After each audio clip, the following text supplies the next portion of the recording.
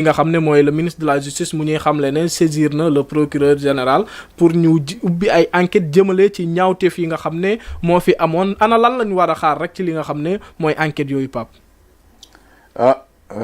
lenn daal xam naa ko. enquête moom amoon na. enquête amoon na. waaw. kon li ñuy wax nii du lu bees. déedéet du lu bees enquête moom amoon na Umar enquête amoon na xanaa kay dañuy relancer enquête yi mais enquête moom amoon na. parce que tamit nag takk der yi nag Umar. waay. loo leen bañ. ay nit nañu ñi nga xam ne lépp lu mën a xew ci dëkk bi lépp laa la wax lu mën a xew ci dëkk bi. daañ ko documenté teg moo xam ndax intéressé na wala nguur gi wala intéressé mais ñoom daañ ko documenté teg boo gisee ma ne la enquête amoon na.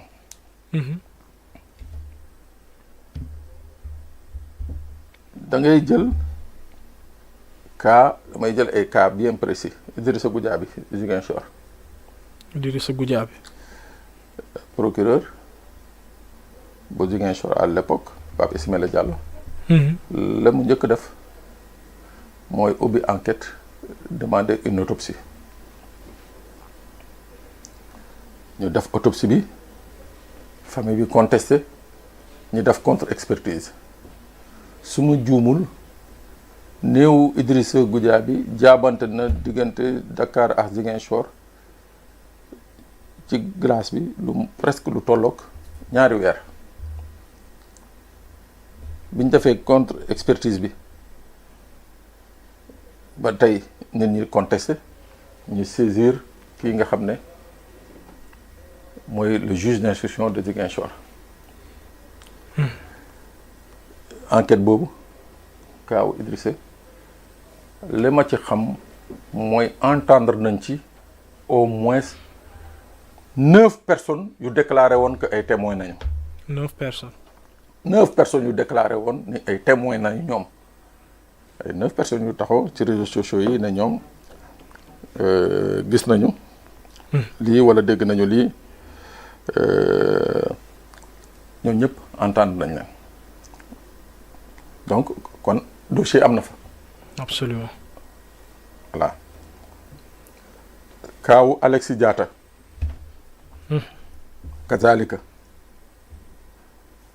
ubbi nañu information autopsie confier ko à un juge d'instruction donc loolu li muy wane mooy que ñu ci bëri dossiers yi ci bëri ci ñii di gaañu des enquêtes préalables ont été faites man nag timing bi tey moo ma njëkk def problème Omar cette affaire là moo waroon nekk la première urgence du gouvernement bii nga xam ne moom falu le 24 mars 2024 dañ ne fii ci Sénégal ci diiru ñetti at boom nañ fi lu tolloog 80 à 86 personnes. te boom yooyu ci ay manifestation la te lu toll ci juróom fukk wala lu ko ëpp fetal nañ leen balu fetal moo leen rey fii ci Sénégal manifestation yooyu amoon moo yóbbu woon kii nga xam ne mooy président de la République tey Bassirou Diomaye Faye premier ministre am bi Ousmane Sonko ca kaso ba nañ fa génnee ñëw jël nguur gi man jàppoon rek pour la mémoire de ceux qui ont perdu la vie pour la mémoire ñii nga xam ne ñoo doon génn di manifester parce que dañu jàppoon ni que sunu démocratie nañu bëggoon nërmel dañu jàppoon ni que Macky Sall gannaaw bi mu éliminer Karim Wade par la justice éliminer Khalifa Sall par la justice li mu bëggoon mooy éliminer Ousmane Sonko par la justice les Sénégalais génn du ma ne waa Pastef les Sénégalais génn manifester au prix de leur vie dama ne serait-ce que rek laa la wax par devoir de mémoire et de reconnaissance xaalis boobu ñu naan dañ leen koy jox yépp pour man gawma ko li ma gëm mooy lii justice d'abord. waaw ñu saytu d'abord parce que Oumar c'est problématique ñu ne la ci dëkk ci ay manifestations rey nañ ci 80 et poussière nit tey kenn jéemul xam qu'est-ce qui s'est passé ça c'est problématique. Sidiki Kaba annoncé woon na fi enquête waaye depuis loolu gisuñ ci dara. dañ c'est-à-dire ñooñu ñëpp ku ci ñooñu ñëpp. dañ leen waroon teg ci penc bi. Omar tous les ministres des forces armées. tous les ministres de l'intérieur ci jamono yooyu. dañ leen war a woo ñu leeral nit ñi comment cela a pu se faire. comme nag bàyyi nañu Macky Sall mu dem. comme bàyyi nañu Macky Sall mu dem. xam naa ni moom ça va être très difficile pour ñaan dañuy topp ñeneen ñi. mais je dis que il faut pas désespérer parce que Oumar en fait le problème c'est très simple booy xool les images. moi j'ai encore peur man ba tey jii may wax ak yow je reprends l'expression de Assane Mesere. man damay tiit ci dëkk bi. Oumar. police génn na def conférence de presse ne ñoom ñii doon tiré du ñoom. bokkuñ ci ñoom. bokkuñu ci ñoom. alhamdulilah mais ñii doon tiré ñi gis ne ñu yore ay fital. ñi ne am na benn contrat d'armement de 45 milliards. armes yooyu service bañ ko doon jëndal eaux et forêts nee na ñoom mosuñu gis armes yi. jotuñ dara. waaw Oumar armes yooyu ba tey jii neewuñu jàpp nañ ko.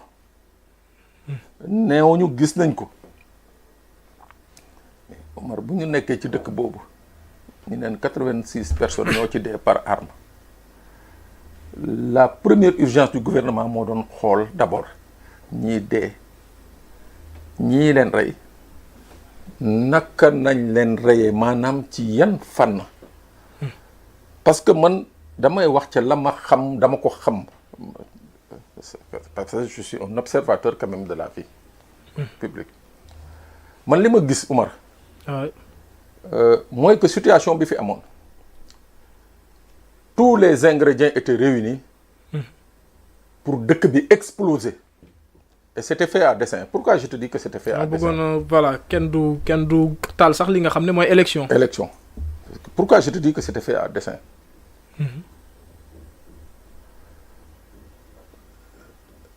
Je prends les secteurs de Bignona, Ziguinchor. mu nekk une région bi nga xam ne et je ne cesse de le déplorer foofu manifestation bu ndaw tey jii bu amoon ñu ne la dóor nañu bala fital nit dee na c'est-à-dire que la propension yi nga xam ne moom la FDC am sur l'usage des armes à Ziguinchor à Bignona à Oussouye cette propension là amul feneen au Sénégal.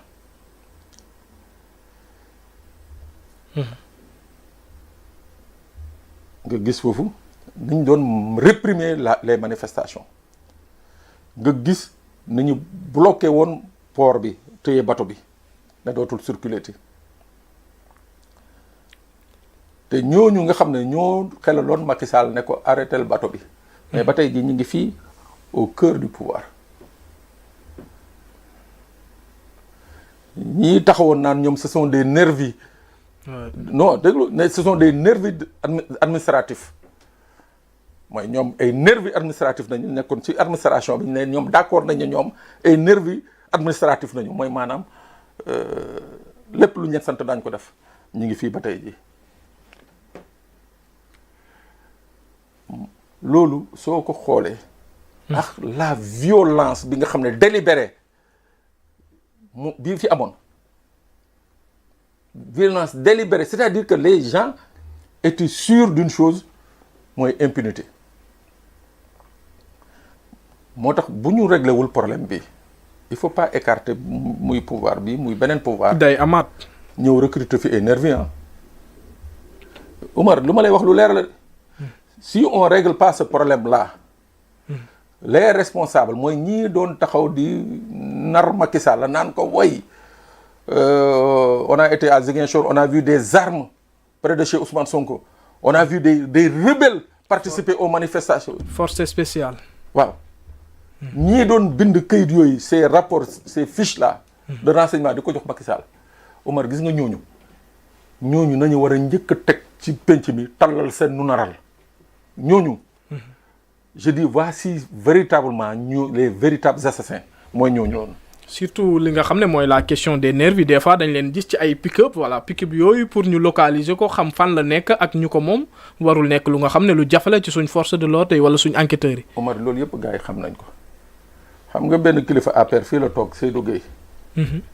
ancien ministre mu ne ñoom ñoo APR ñoo leen recruter pour protéger seen bopp pour ñu protéger leen moom moo ko wax fii ci penc bi fii. ñëpp di dégg dans un état de droit. waaw dans un état de droit. où la violence légitime incombe à la police. Mohamed mi ngi may won lu am solo pick-up bi. ministère de l'éducation nationale la. waaw waay gars yëpp kaasoon nañ ko. mu ngoog. dans un pays où la violence légitime incombe à la police et à la gendarmerie. ñu dem uti ay gros bras jox leen ay jàpp jox leen ay fital. ne ñoom ñoo war a assurer seen sécurité. mooy que kon ce pays là a atteint des fonds jamais égalés moo tax Omar. le président de la République 15 mois yi mu jël mu ne baalu ma ko. dafa yàgg. te mbir mi dama ne la jarul enquête bu bees enquête yi amoon na ba pare léegi kay lu ñu soxla Macky Sall dem na waaw dem na d'accord waaye ña ma doon transmettre ordre yi ñu ngi fi. commanditaires yi ñi ko doon def. ñii doon recruter ñu ngi fi. complices yi. ñooñu nag sawaay nañu war a njëkk déglu. leneen lii yëpp ay yóbbu ko di woo nit ñi tribunal man yooyu yëpp dama ne Omar ça va être un recommencement parce que am na ba pare entendre nañu enquête nañu def nañu lépp léegi kay li ci des mooy dossier yooyu kay nañ ko jël teg waaw léegi kan moo def lii yow kan moo la joxoon ordre yi nga ne diw la diw kan moo la joxoon ordre yi nga ne ko diw la yow gànnaay bii nga jox ku la ko joxoon nga ne diw la mais Omar looloo gën a yomb ci liggéey. waay. gis nga gars yi ni ñuy def ba ne tel que jàpp kocc ñu naan police dafa xarañ. lii moo gën a yomb bii moo gën a yomb ci ñoom parce que voilà amuñ xam-xam ci wàll googu mais xam nañ ne bal bu nekk am na benn indicatif bu nga xam ne dina la permettre. nga xam arme bi ak ki ko yoroon temps bi mu ko yoroon. numéro série beeg yooyu yëpp. waay non dama ne ci gàttal. si on veut on saura. man gis nga wàllum nervi Pape doguma la mais bi ma ci gën a métti du waxu wàllu numéro 9 beeg keneen ak keneen bien vrai que yëpp métti yëpp nekkoon lu nga xam ne kenn mënu ko supporter mais yaa ngi fàttali am na benn manifestation bu amoon Médina benn pick-up daw ba romb nit ki yéeg ci bopp bi image boobu man toujours dafay ñëw ci man mais choc la ma def quoi. moo lay won impunité bi fi amoon. man Omar toog naa benn restaurant ponkallum nit fekk ma fa. ne ma yaa ngi wax ba léegi mu ne ma nii la ma wax mu ne ma da nga am sens keroog dañ laa mooy ci autoroute bi li tax ñu mooy la benn waay bu la sopp moo woote ne yow seen village ñoom da nga leen di jàppale lu bëri mu ne ma te kooku ci ñun la bokk mu ne ko mais mu ne ma sinon waxtu nii la ma ko waxee Amar mu ne ma sinon waxtu bi yow. dañ lay éliminer. yow mu ne ma waxtu bi leneen nañuy wax continuer di toog ci télé bi di wax rek ma ne ko daal leen xam naa ko mu ne ma ne ko xanaa de boo leen mooy faagaagal mu ne ma ne ko da ngeen may bett rek de waaye boo leen ma bettul mu ne ma ma ne ko balaa ngeen may yóbbu mu ne ma ne ko ñaar wala ñett ci yéen naa leen yóbbu mais pour te dire impunité boobu amoon ci dëkk bi waaw loolu nag ñi bëgg ko nëppal di ko waxtaanee oui ça va non on est sénégalais dañuy jubboo dara laa la wax tant que teguñu yoon ba mu leer nañ ñi xam lii ñii def lii qui les a fait faire ces sales boulot là gis nga Omar loolu buñ ko amul. ay wax ji réconciliation yëpp ay tappale la. mooy que les politiciens vont nous montrer à nouveau que ñoom ils sont capables xëy suba taal dëkk bi. mu tàkk ay doomu jàmbur dee ci seen doom du ñu dee seeni papa du ñu dee seeni yaay du ñu dee ay doomu jàmbur ñoo ciy dee papa jàmbur ba pare nag ba toog ba jëmi jamono nañ def loi d'amnistie. amnistie. yooyu moo war a geex c'est-à-dire il faut que les Sénégalais soient conséquents avec eux-mêmes. manifestation bu amee. doomu président du génn papay président du génn doomu ministre du génn papay ministre du génn. ce sont les Sénégalais yii ñooy génn di dem xeex ñoom la ñuy rey ñoom la ñuy arrêter ñoom la ñuy gaañ ñoom la ñuy torturer. il faut que cela cesse nag. absolument te pour que mu cesse mooy que cette chaîne de responsabilité là. ñu topp leen ñoom ñëpp parce que c'est une chaîne de responsabilité bu ñu demee ba ay nervi di taxaw ci dëkk bi. di manifester policiers yi di leen gis gendarme yi di leen gis te waxuñu leen dara. c'est parce que ce pays avait atteint des seuils extrêmement inquiétants te man li ma lay wax Omar maa ko waxaat fii man du ma magu xamoon naa ko lii buñ ko réglé wul il n'est pas à écarter laa la wax. moo xam régime bi wala beneen régime. ut fi ay nervi parce que une solution une situation taxaw na xamul nuñ koy régler. ñu ne il faut ñu. oui parce que dañuy jàpp ne dootu mujj fenn rek comme d'habitude quoi. la fois passée bëggoon naa ñu waxtaan ci lenn mais am na ku ma koy interpeller nii sax ci li nga xam ne mooy live bi muy les biens de Yaya Jammeh